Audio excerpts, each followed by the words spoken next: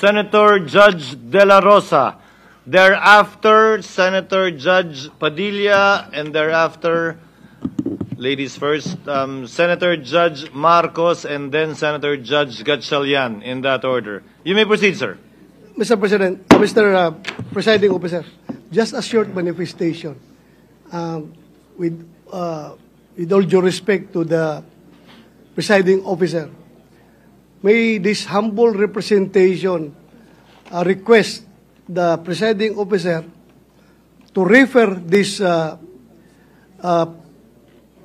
motion as motion of Senator Bato de la Rosa as amended by Senator Cayetano, because the way you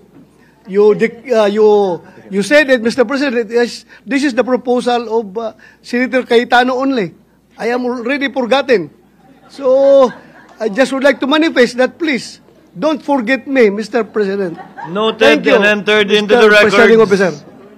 Senator Padilla, you may proceed, sir. Maraming salamat po, aming tagapangulong pinunong hukom. Gusto ko lamang pong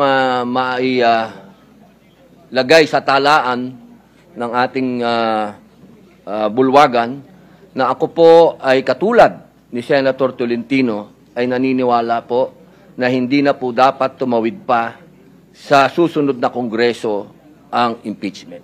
Yun lamang po. Maraming salamat po.